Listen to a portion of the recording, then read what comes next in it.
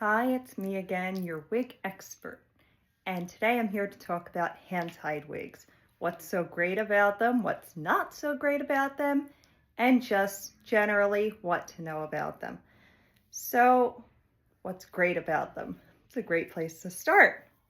What's great about them is they can be constructed in a way. This is a hand-tied wig. It's actually one of the ones that I will be using at my upcoming runway show at New York Fashion Week. They can be constructed in a way that is significantly more lightweight and lower density than a standard wig. My standard lace top wigs are already very low density and very lightweight. They're typically 130% density, which is very lightweight. And my brand is very well known for its extreme comfort and stretchiness. However, my hand-tied line, my gold collection, is even more comfortable and even more lightweight. Even the most comfortable wefted wig cannot compare to its fully hand-tied counterpart.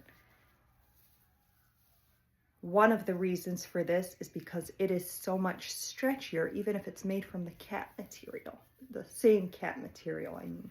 Look at that. I'm not even pulling it hard. I'm a little scared too. It is tougher than it looks, but look at that. The reason is wefts are not stretchy, so they inhibit the cap's ability to stretch.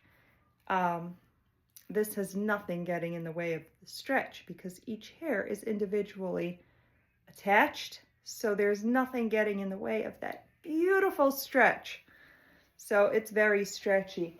A wefted wig, here's a regular, not regular because it's mazette, so it's still amazing, but here's a wefted wig, so it's still very stretchy, but it's not going to stretch this way because it has those wefts.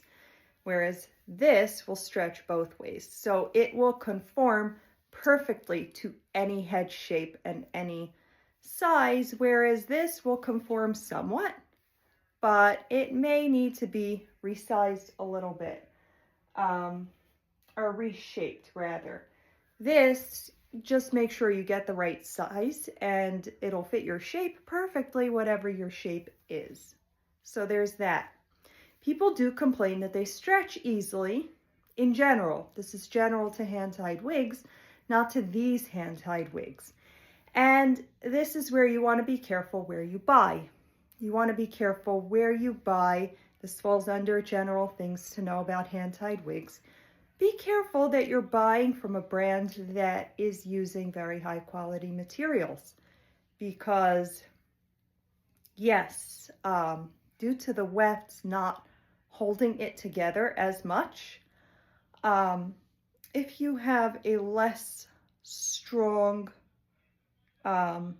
wig cap, yes, it will stretch more easily and it will permanently stretch more easily if it is not as high quality a wig cap.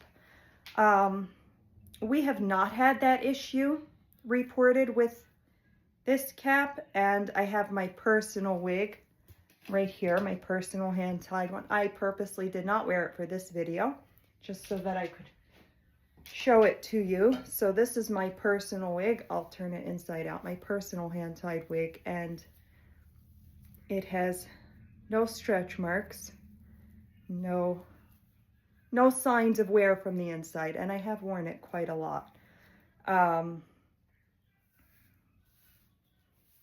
Actually, it's very overdue for a wash. Another issue that people complain about, and this is very important to talk about, that people complain about in general with hand-tied wigs, not with mazette hand-tied wigs, but in general, is that they tangle more easily. There's a good reason people complain about that. You need to be very careful which hair type is being used in your hand-tied wig. Wefts keep the hair in neat rows, stitched neatly into place. So if you have a lesser quality hair, a coarser texture that is more prone to tangle, it's going to somewhat control that.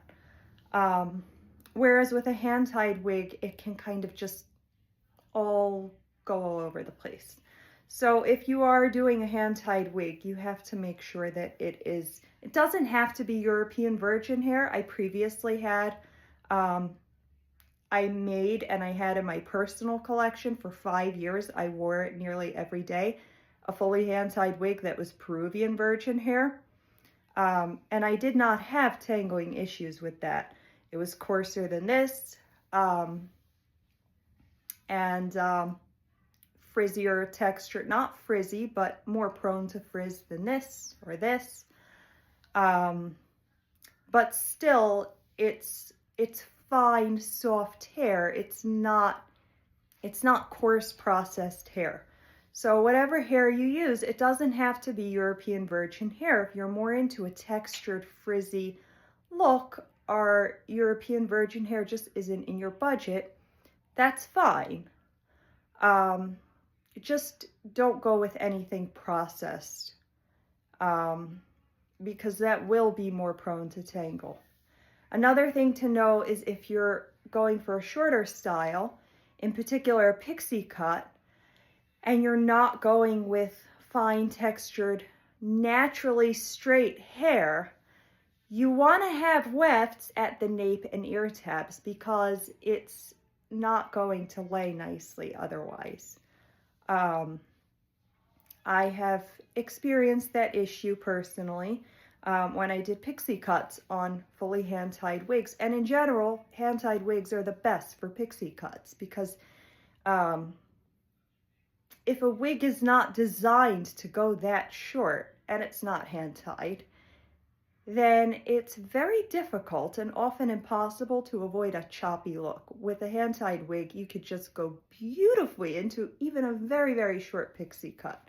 Like so short that people could look at that and be like, there's no way that's a wig, because a wig just can't be cut like that. It can't. You could do that with a hand-tied wig, but you have to sew wefts. It doesn't need to be manufactured with it. They could be added on later, but you have to sew some wefts right over here and right at the nape. You just have to do that for an ideal result. So these are some things to know. Another thing to know is hand-tied wigs are very labor intensive to make, as you can imagine. With a typical wefted wig, only this portion is hand-tied. This portion is always hand-tied, at least in a mezette wig, because all mezette wigs are multi-directional. Most brands have just this portion hand-tied because they're not necessarily multi-directional. But either way, every brand has some part of the wig hand-tied. But for a fully hand-tied wig, the whole thing has to be done by hand, meaning somebody with a ventilating needle doing it hair by hair by hair. Whereas normally it's someone with a sewing machine. It goes much faster and it's only that portion that's done by hand. So it's significantly more labor intensive, and that drives the cost up tremendously. It's much more time consuming to make. So they're very expensive. If you are being offered I'm not going to say cheap, but a very affordable fully hand-tied wig, there's got to be a reason for that. Maybe it's not ethically sourced hair. Maybe it's not ethical labor. Maybe someone's not paying their supplier, but they have to be going cheap somewhere. They have to be cutting their costs somewhere. Most likely, it's the hair. So pay close attention.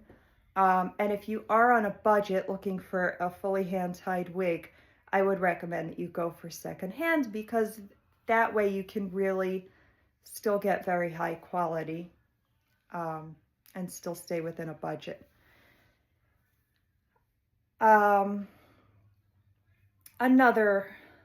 Another thing that's important to discuss is who actually needs a hand-tied wig or would benefit from one.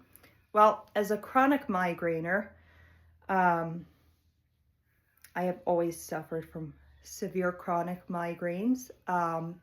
First of all, if that's you, go see a neurologist. That has been life-changing for me, thank God.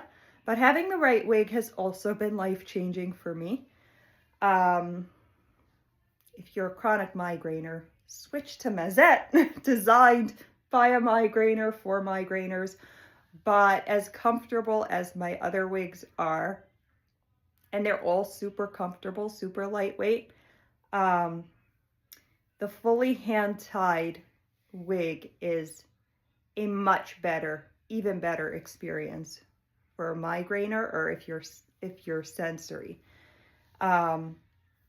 If you're someone who just thinks it's better, but you were never really bothered much by what's on your head, or you never really noticed, then the only other reason that you would benefit from a fully hand-tied wig is if you're somebody who really needs that versatility in styling. Because the other benefit of a fully hand-tied wig is that this, maybe not all of them, but my gold collection, the Mazette Wigs Gold Collection, the hand-tied wigs are constructed as closely as possible in their design to a natural human scalp, meaning you can part it anywhere. Like this is the back. This is like right here. You could part it anywhere. The whole wig is multi-directional. So if you're the kind of person that like, you have to be able to do pigtails and a top knot and 2 braids and 3 braids and 5 braids, and you need all these options, and that's you, and you're not going to feel like yourself if you can't do those things, and you can afford hand-tied, absolutely go for that. If you just feel like because it costs so much more, it must be so much better, don't waste your money. It's not something you need to do. These are all made from the same European virgin hair. Sometimes I make these from Russian virgin hair. Depends on the client and her individual needs, but and budget. Russian virgin hair is much more expensive. Usually the natural blonde shades have to be Russian, but different conversation for a different time. Anyway, yeah, it's the same hair, it's the same hairline, it's the same scalp area. So if you're not somebody who has a reason to pay for a fully hand-tied wig, then just don't. Just get a regular wig. Not that these are just regular, but just do it. And if you need it to go in a ponytail, you have the Emily, which is, it does that. This is an Emily. It goes up, it goes half up, it goes down. So you still have a lot of options with that, and it's a much more economical choice. So there's that too. Another thing I want to address is people say that hand-tied wigs are much more expensive to repair. That may or may not be true. So with the whole wig being hand-tied, let's say it gets a bald spot right. I'll point on this wig. Right here, it gets a bald spot. So if you do want to repair that and restore it in the way that the wig is made, yes, that hair will have to be hand ventilated. So it'll cost as much as repairing the hair here, which yes, it is more expensive than we will just move some wefts around or add a little piece of weft. So yes, in that sense, it is a more expensive repair.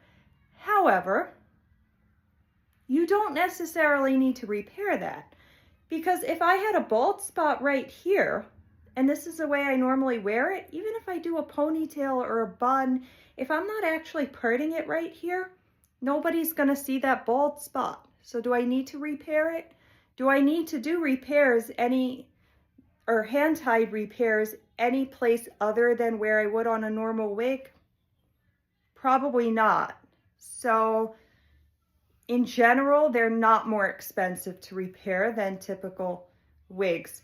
So whether it's better for you is a very individual calculation. I can't answer that for you personally without conversing with you personally, but I'm happy to do that. So please feel free to reach out. I'm here for you, and don't forget to subscribe to my channel.